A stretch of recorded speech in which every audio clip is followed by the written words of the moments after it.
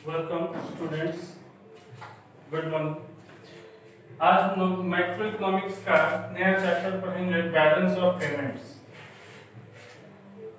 Last video में हम लोग फॉरेन एक्सचेंज रेट के बारे में पढ़े थे, उसके सिस्टम्स को पढ़े थे। यहाँ हम लोग पढ़ेंगे बैलेंस ऑफ पेमेंट्स।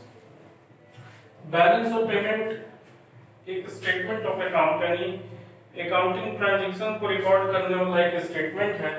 कैसे ट्रांजैक्शंस को रिकॉर्ड करता है? तो ऑल द इकोनॉमिक ट्रांजैक्शंस यानी मॉनेटरी ट्रांजैक्शंस ना। तो all the economic transactions between residents of a country and rest of the world. दो देशों के बीच में जितने भी इकोनॉमिक ट्रांजैक्शंस होंगे, किसी भी तरह के इकोनॉमिक ट्रांजैक्शंस होंगे, मॉनेटरी ट्रांजैक्शंस होंगे दो देशों के बीच में, उसको हम लोग बैलेंस ऑफ पेमेंट में रिकॉर्ड करते हैं। ठीक है। तो जो मुख्य रूप से दो देशों के बीच में इकोनॉमिक ट्रांजैक्शंस जो होते हैं, उनको ये 5 हिस्सों में डिवाइड किया गया। पहला हो गया आपका export and import of goods and services. Goods यानी visual items, physical items which can be seen while crossing the borders ना। And services are intangible items which can not be seen while crossing the borders.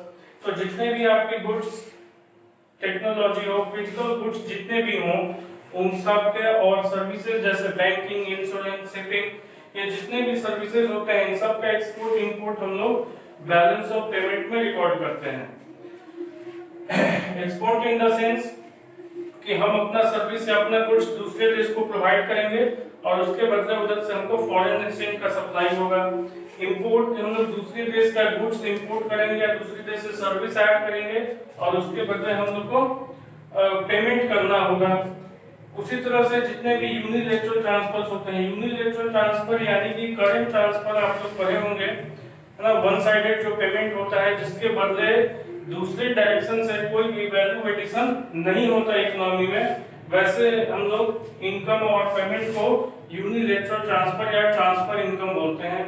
जैसे donation हो गया, scholarship हो गया, financial help किसी भी तरह का, तो दूसरे देश से जो आएगा हमारे यहाँ फॉरेन एक्सचेंज का सप्लाई होगा और हमारे देश से अगर दूसरे देश को दिया जाएगा तो पेमेंट होगा। इन्वेस्टमेंट इनकम यानी हम अगर कहीं दूसरे देश में, हमारे यहाँ की कोई रेसिडेंट ने इन्वेस्टमेंट किया हुआ है, कोई लैंड है, एसेट किसी भी तरह का, और उस पे उनके जो रेगुलर इनकम आता है इन the form of interest, in the form of rent, ये इन्वेस्टमेंट इनकम हो गया।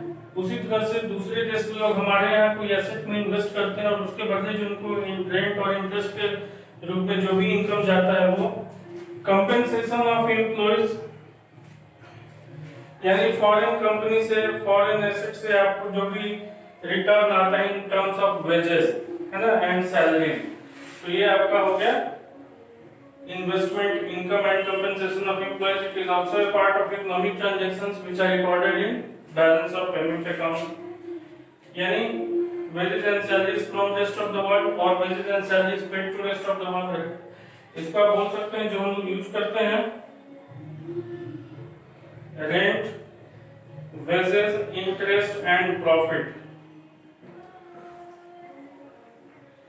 जो मेन हम लोग फैक्टर इनकम पे करते हैं अब्रॉड को, या जो फैक्टर इनकम रिसीव करते हैं अब्रॉड से, उस तरह से जो भी फॉरेन इन्वेस्टमेंट होता है, चाहे वो फॉरेन डायरेक्ट इन्वेस्टमेंट हो या पोर्टफोलियो इन्वेस्टमेंट के रूप में दूसरे देश से आपके देश में हो या आपके देश से दूसरे देश में कोई रेसिडेंट करता है, तो ये फॉरेन इन्वेस्टमेंट को भी हम लोग इकोनॉमिक ट्रांजैक्शंस के रूप में बैलेंस ऑफ पेमेंट में रिकॉर्ड करेंगे।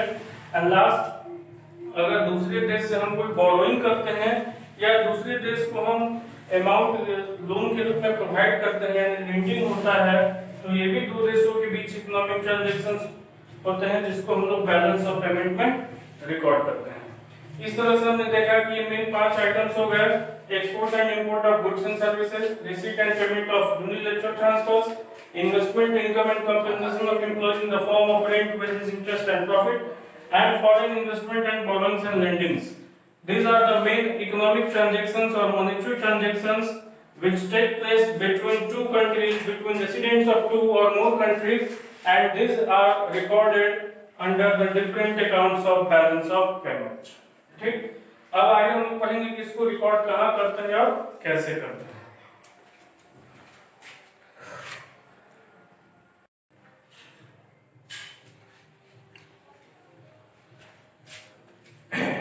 लोग देखेंगे यार बैलेंस ऑफ पेमेंट के अकाउंट्स। बैलेंस ऑफ पेमेंट में दो मुख्य अकाउंट खोले जाते हैं, current account and capital account. Current account में दो आइटम्स हम शो करते हैं, visible items and another is invisible items. Visible items include all types of tangible goods, whether they are consumer goods or capital goods or any type of other goods. कोई भी visible items होगा जो border cross करते समय हमें दिखाई दे, जिसको हम टच कर सकते हैं, जो tangible है, उसको हम लोग करंट अकाउंट में रिकॉर्ड करेंगे। आलू प्याज, mobile phone, technology, machinery, vehicles, furnitures, any type of goods. In visible items में तीन आइटम्स हम लोग करते हैं, जैसा कि पिछले हमने आपको बताया कि इकोनॉमिक ट्रांजैक्शंस को कुछ हिस्सों में डिवाइड किया गया था, उसी में से जो विजिबल आइटम्स है उसको भी करंट अकाउंट में करेंगे, उसको यानी कि उसके एक्सपोर्ट इंपोर्ट का। इन विजिबल आइटम्स में हम लोग तीन सब हेडिंग देते हैं, factor services, non factor services and current transfer. Factor services में हम लोग जो भी फैक्टर इनकम के रूप में हमको फॉरेन एक्सचेंज आता है या जो हम फॉरेन एक्सचेंज पे करते हैं, उसको हम लोग फैक्टर सर्विसेज सब हेडिंग में शो करेंगे, जिसमें मुख्य रूप से आपका investment income and compensation of employees, that is rent, wages, interest and profit. इसको हम लोग फैक्टर सर्विसेज सब हेडिंग में दिखाएंगे। और इनके अलावा जो भी हमारा सर्विस होगा उसको हम लोग नॉन फैक्टर सर्विस में दिखाएंगे, जैसे insurance, banking, shipping etcetera, transportation and the donation, gift, grants, any type of financial help, remittances यानी कि अगर आपका कोई रिलेटिव फॉरेन कंट्री में रहता है और वहां से वो अर्निंग करके आपको यहाँ सर्वाइव करने के लिए पैसा भेजता है, तो उसको हम रेमिटेंसेस बोलते हैं। उसी तरह से बहुत सारे लोग दूसरे देश के यहाँ पे रहते हैं, अर्निंग करते हैं और अपने परिवार को यहाँ से कमा करके भेजते हैं। तो इस तरह से रेमिटेंसेस में भी जो है दूसरी तरफ से किसी तरह का कोई वैल्यू एडिशन नहीं होता, इस वजह से हम लोग इसको यूनिलैटरल ट्रांसफर में ट्रीट करते हैं। तो मुख्य रूप से इसमें आपको हो गया डोनेशंस, अलाउंसेस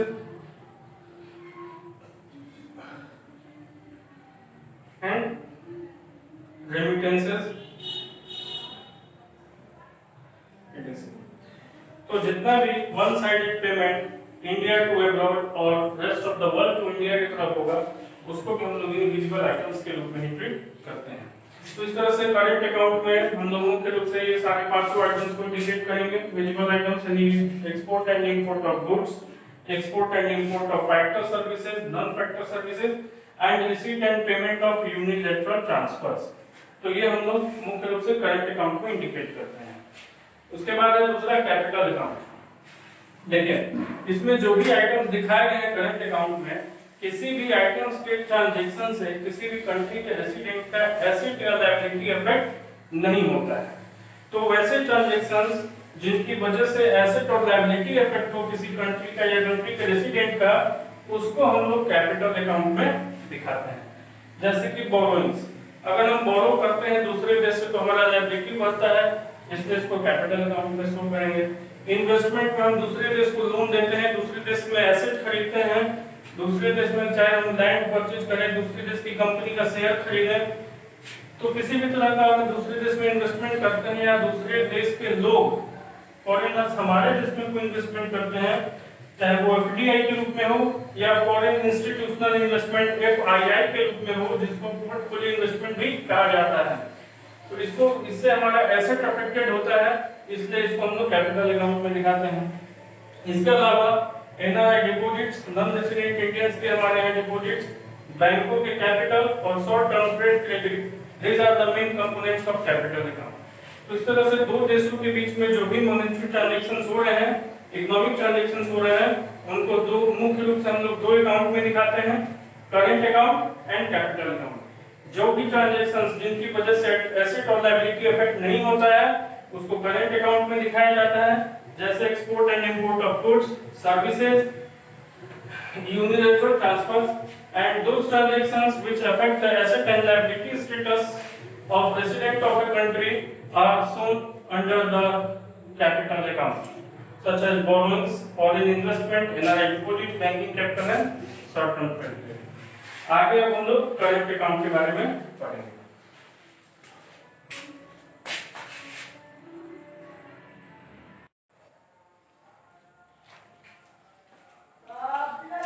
अब हम लोग करंट अकाउंट के बारे में थोड़ा सा डिटेल जानेंगे। Current account of balance of payment records all such monetary or economic transactions between residents and rest of the world which do not affect asset liability status of a country in relation to rest of the world. Current account में हम लोग उन सारी economic transactions को record करते हैं दो देशों के बीच में, जिससे जो किसी भी देश का रेस्ट ऑफ द वर्ल्ड के रिस्पेक्ट में उसके रिलेशन में एसेट या लायबिलिटी अफेक्ट ना हो। जैसे हम यहाँ कोई सामान बनाते हैं, मैन्युफैक्चरिंग करते हैं, और उस सामान को हम दूसरे देश में अगर एक्सपोर्ट करते हैं, उससे फॉरेन एक्सचेंज हमारे यहाँ आता है, लेकिन इस एक्सपोर्ट से हमारे देश का कोई एसेट या लायबिलिटी अफेक्ट नहीं होता है, तो इसको हम लोग करंट अकाउंट में रिकॉर्ड करेंगे। जैसा कि पिछले बार आपने अभी थोड़ी देर पहले देखा कि इसमें मुख्य रूप से करंट अकाउंट में दो अकाउंट खुलते हैं, एक विजिबल आइटम से रिलेटेड, एक इनविजिबल आइटम से रिलेटेड। तो विजिबल आइटम्स में हम लोग जो दिखाते हैं, जो भी गुड्स के एक्सपोर्ट और इंपोर्ट को दिखाते हैं, उसके डिफरेंस को बैलेंस ऑफ ट्रेड या बैलेंस ऑफ विजिबल ट्रेड या ट्रेड बैलेंस और मर्चेंडाइज बैलेंस के नाम से जानते हैं। दैट इज कि balance of trade is the difference between export of goods and import of goods. ठीक, इसको हम लोग इस तरह से दिखा सकते हैं, BOT is equal to export of goods minus import of goods. Exports are added because this cause inflow of foreign exchange from rest of the world to our country, and imports are deducted as they cause outflow of foreign exchange to rest of the world. तो import से हमको payment करना पड़ता है, इसलिए इसको deduct करते हैं, और एक्सपोर्ट से फॉरेन करेंसी हमारे देश में आता है, इसलिए इसको ऐड करते हैं, और इस एक्सपोर्ट ऑफ गुड्स और इंपोर्ट ऑफ गुड्स के डिफरेंस को बैलेंस ऑफ ट्रेड कहा जाएगा। उसी तरह से बैलेंस ऑफ इनविजिबल ट्रेड, यानी कि इनविजिबल आइटम्स जो भी हैं, चाहे वो फैक्टर सर्विसेज के रूप में हो, नॉन फैक्टर सर्विसेज के रूप में हो, और यूनिलैटरल ट्रांसफर के रूप में हो, इसमें जितना भी फॉरेन एक्सचेंज हमारे देश में आएगा उन सर्विसेज से या यूनिलैटरल ट्रांसफर के रूप में, या जो भी पेमेंट हम अपने देश से दूसरे देश में करेंगे इनविजिबल आइटम्स के रूप में, इन दोनों का डिफरेंस जो है वो इनविजिबल ट्रेड बैलेंस कहा जाएगा। That is export of services means export of factor services, export of non factor services and receipt of current transfer, unilateral transfer, तीनों इसमें आ जाएगा। उसी तरह import of services means import of factor services, import of non factor services and payment in the form of unilateral transfer. तो इस तरह से export और इंपोर्ट का, यानी सर्विसेज के एक्सपोर्ट इंपोर्ट का डिफरेंस इनविजिबल ट्रेड बैलेंस कहा जाएगा। याद रखिएगा, जो भी बैलेंस ऑफ पेमेंट पर रिकॉर्डिंग हम करते हैं, just like double entry system के बेसिस पे ही इसको भी एंट्री किया जाता है, यानी हर ट्रांजैक्शन का दो इफेक्ट होता है, डेबिट होगा तो दूसरा क्रेडिट होगा। करंट अकाउंट में भी दो साइड होते हैं, जो भी ट्रांजैक्शंस इन सारे आइटम्स का, विजिबल आइटम्स और इनविजिबल आइटम्स में जो भी ट्रांजैक्शन होंगे जिसकी वजह से फॉरेन एक्सचेंज हमारे देश में आता है, फॉरेन करेंसी हमारे देश में आता है, उसको हम लोग क्रेडिट साइड में पॉजिटिव आइटम्स के रूप में शो करते हैं, जबकि जो भी ट्रांजैक्शंस जिसकी वजह से पेमेंट हमारे देश से दूसरे देश में होगा, फॉरेन एक्सचेंज का आउटफ्लो होगा, उसको हम लोग डेबिट साइड में नेगेटिव आइटम्स के रूप में दिखाते हैं। ठीक है, यानी all receipts of foreign exchange from rest of the world are recorded on the credit side as positive items, and all payments of foreign exchange to abroad, to rest of the world, are recorded on the debit side as negative items. इस तरह से इसमें हम लोग current account के component के बारे में जानेंगे।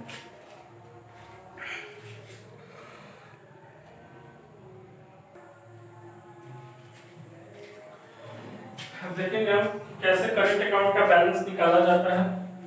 तो balance on current account is equal to, दोनों जो बैलेंस ऑफ विजिबल आइटम्स और इनविजिबल आइटम्स का होगा, उन दोनों बैलेंस को हम प्लस कर देंगे तो बैलेंस ऑन करंट अकाउंट निकल जाता है। So balance of trade plus balance of invisible trade. Balance of trade में export and import of goods का difference BOT plus balance of invisible trade में ये तीनों आइटम्स आ जाते हैं, जैसा कि हमने देखा, balance of factor services, that is export of factor services minus import of factor services, balance of non factor services, that is export of non-factor services minus import of non-factor services, and balance of unilateral transfers, current transfers, that is receipt of current transfers from rest of the world minus payment of current transfers to rest of the world। तो इस तरह से ये तीनों items का balance निकाल के हमारा टोटल आएगा बैलेंस ऑफ इंडिविजुअल ट्रेड, और इसको हम बैलेंस ऑफ ट्रेड के साथ ऐड करेंगे तो आ जाएगा बैलेंस ऑफ करंट अकाउंट। ठीक है, thank you.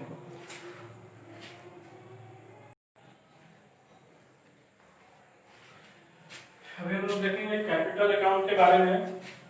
Balance of payment के कैपिटल अकाउंट में वैसे इकोनॉमिक और मॉनेटरी ट्रांजैक्शंस को रिकॉर्ड करेंगे, दो देशों के बीच के वैसे इकोनॉमिक ट्रांजैक्शंस को जिसकी वजह से किसी भी देश का एसेट और लायबिलिटी के स्टेटस पर इफेक्ट पड़ता है, या तो एसेट बढ़े या घटे या लायबिलिटी बढ़े या घटे, तो उसको हम लोग कैपिटल अकाउंट में रिकॉर्ड करते हैं। दो जो मेन कंपोनेंट्स इसके हैं, एक investments, foreign investments, and second is borrowings and लेंडिंग्स।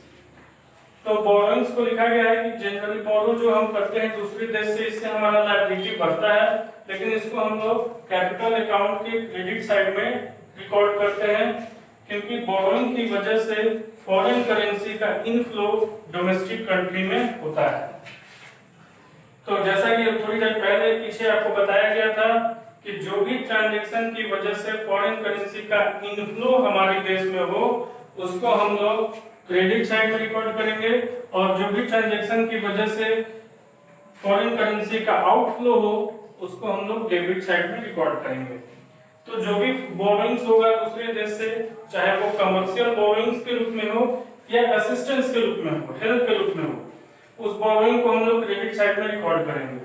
Commercial जो बोरोइंग्स होता है वो मार्केट रेट ऑफ इंटरेस्ट पे अवेलेबल होता है, जबकि हेल्प के रूप में, असिस्टेंस के रूप में जो बोरोइंग्स आते हैं वो कंसेशनल रेट ऑफ इंटरेस्ट पे आते हैं। उसी तरह से जब हम दूसरे देश को लोन देते हैं, यानी हम जब लेंडिंग करेंगे या रेस्ट ऑफ द वर्ल्ड जो है हमसे बोरोइंग करता है, तो उसकी वजह से करेंसी का आउटफ्लो होता है, और इसको हम लोग कैपिटल अकाउंट के डेबिट साइड में नेगेटिव आइटम के रूप में दिखाते हैं। दूसरा है फॉरेन इन्वेस्टमेंट्स। इन्वेस्टमेंट यानी एसेट को खरीदना, ठीक है, कैपिटल गुड्स को खरीदना इन्वेस्टमेंट कहलाता है। तो जब हमारे देश का कोई रेसिडेंट, हमारे देश की कंपनी दूसरे देश में इन्वेस्ट करती है, दूसरे देश के एसेट को खरीदती है, या दूसरे देश के रेसिडेंट हमारे देश में आकर के कोई एसेट खरीदते हैं, उस एसेट पर अपना कंट्रोल रखते हैं, तो उसको फॉरेन इन्वेस्टमेंट कहा जाएगा। इसको दो हिस्सों में डिवाइड किया गया है, एक foreign direct investment and another one is foreign institutional investment. Foreign direct investment का मतलब हो गया कि जब एक देश का रेसिडेंट दूसरे देश में एसेट खरीदता है और उस एसेट पर उसका पूरा कंट्रोल रहे, उस एसेट से रिलेटेड सारा डिसीजन वो खुद ले सके, तो उसको हम लोग फॉरेन डायरेक्ट इन्वेस्टमेंट कहेंगे। जैसे हमारे देश के कोई रेसिडेंट दूसरे देश में कोई लैंड एंड बिल्डिंग खरीदते हैं, कोई अपना यहाँ कंपनी का कोई दूसरा ब्रांच वहां पे एस्टैब्लिश करते हैं, जिस एसेट पर उनका पूरा कंट्रोल रहे, उसको हम लोग फॉरेन डायरेक्ट इन्वेस्टमेंट कहेंगे। Investment in abroad, investment in rest of the world with full control over assets. तो अगर हमारे देश के जो भी रेसिडेंट दूसरे देश में इन्वेस्टमेंट करता है, तो करेंसी का आउटफ्लो होगा, उसको डेबिट साइड में दिखाएंगे, और दूसरे देश के रेसिडेंट हमारे देश में अगर इन्वेस्टमेंट करते हैं तो उसको हम क्रेडिट साइड में दिखाएंगे, क्योंकि इससे करेंसी का इनफ्लो होगा। फॉरेन इंस्टीट्यूशनल इन्वेस्टमेंट, जिसको पोर्टफोलियो इन्वेस्टमेंट भी कहा जाता है, इसका मतलब कि वैसे एसेट्स को खरीदना दूसरे देश में जिसपे हमारा फुल कंट्रोल ना होकर के पार्शियल कंट्रोल होता है, उससे रिलेटेड सारा डिसीजन वो खुद नहीं ले सकते। जैसे दूसरे देशों में शेयर्स और बॉन्ड्स को या दूसरी सिक्योरिटीज को खरीदना, शेयर खरीद लेने से ओनरशिप तो आएगा, लेकिन उस एसेट पर फुल कंट्रोल नहीं होता है। तो इस तरह से ये दो तरह के मुख्य इन्वेस्टमेंट हो गए। अगर दूसरे देश की कंपनियां हमारे देश में शेयर्स खरीदती हैं, दूसरे देश के लोग हमारे देश की कंपनियों के शेयर्स खरीदते हैं, तो करेंसी का इनफ्लो होता है, तो उसको हम लोग क्रेडिट साइड में दिखाते हैं। अगर हमारे देश के रेसिडेंट्स दूसरे देश में जाकर के खरीदते हैं, तो करेंसी का आउटफ्लो होता है, तो उसको हम लोग डेबिट साइड में दिखाते हैं। इस तरह से हमने देखा करंट अकाउंट ऑफ बीओपी और कैपिटल अकाउंट ऑफ बीओपी के बारे में।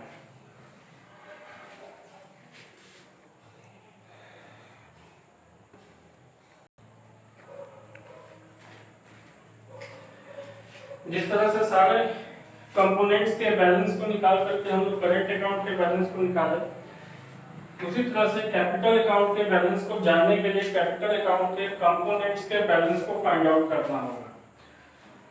तो मेनली दो ही आइटम्स है, एक वैसे ट्रांजैक्शंस जिसकी वजह से करेंसी का इनफ्लो आपके देश में हो, और दूसरा वैसे पेमेंट्स जिसकी वजह से करेंसी का आउटफ्लो आपके देश से हो। तो इनफ्लो का मेन जो कैपिटल अकाउंट के कंपोनेंट्स हैं वो बोरोइंग्स हो गया, एनआरआई जो दूसरे देश के आपके यहाँ डिपॉजिट्स करते हैं, वो दूसरे देश के जो भी कंपनियां या इन्वेस्टर्स हैं आपके देश में इन्वेस्टमेंट करते हैं, तो या draw down of foreign assets of commercial banks, यानी कमर्शियल बैंक्स जो है वो दूसरे देश का जो भी फॉरेन एसेट खरीदे रहते हैं उसको जब बेचते हैं तो बेचने से उनके पास करेंसी आता है, और जब दूसरे देश से शॉर्ट टर्म क्रेडिट लिया जाता है हमारे देश के थ्रू, तो इस तरह से ये सारे वैसे ट्रांजैक्शंस हैं जिसकी वजह शॉर्ट टर्म डेट जो है ये बोरोइंग में ही एक तरह से आ जाएगा। तो ये ऐसे कंपोनेंट्स हैं जिनकी वजह से करेंसी का इनफ्लो आपके देश में हो रहा है, तो this all are parts of capital receipts. और जितना ये आपके यहाँ टोटल रिसीट हुआ है इसको हम लोग कैपिटल अकाउंट के क्रेडिट साइड में पॉजिटिव आइटम्स के रूप में दिखाएंगे, और इसमें से हम डिडक्ट करते हैं, घटाते हैं उन सारे आइटम्स को जिनकी वजह से करेंसी का आउटफ्लो होता है, जैसे lendings to abroad, investments in abroad, foreign assets purchased by commercial bank. क्योंकि जब एसेट खरीदेंगे तो पेमेंट करना होगा तो करेंसी का आउटफ्लो होगा, और जब ये शॉर्ट टर्म डेट जो हम लिए थे उसका जब रीपेमेंट करेंगे तो भी आउटफ्लो होगा। तो इन सारे ट्रांजैक्शंस को जिनकी वजह से आउटफ्लो हुआ है नेगेटिव आइटम्स के रूप में डेबिट साइड में दिखाएंगे, और टोटल क्रेडिट्स यानी टोटल पॉजिटिव आइटम से टोटल डेबिट आइटम यानी टोटल नेगेटिव आइटम्स को डिडक्ट करेंगे तो हमारा जो बैलेंस आएगा वो कैपिटल अकाउंट बैलेंस होगा। इस तरह से बैलेंस ऑफ पेमेंट निकालने के लिए हम इन दो बैलेंस को ऐड कर देते हैं, current account balance plus capital account balance. लेकिन कुछ ऐसे भी ट्रांजैक्शंस होते हैं जो एरर्स एंड ओमिशंस में आ जाते हैं, जैसे बहुत सारे आइटम्स एंड ट्रांजैक्शंस ऐसे होते हैं जो हम लिखना भूल गए या गलत लिख दिए, तो वैसे आइटम्स के भी फिगर्स को हम लोग इसके साथ ऐड करते हैं। इसके बारे में हम लोग अगले क्लास में डिटेल जानेंगे, एरर्स एंड ओमिशंस। तो इन तीनों फिगर को जब हम ऐड करते हैं तो जो फिगर आता है हमारा वो होता है बैलेंस ऑफ पेमेंट, यानी balance of payment is the sum total of all the items recorded as current account balance, capital account balance and errors and omissions. तो आज के लिए इतना ही। अगले वीडियो में हम लोग इस एरर्स एंड ओमिशंस के बारे में जानेंगे, ऑफिशियल रिजर्व अकाउंट के बारे में जानेंगे, साथ ही बैलेंस ऑफ पेमेंट में इक्विलिब्रियम और डिसइक्विलिब्रियम को जानेंगे। Thank you.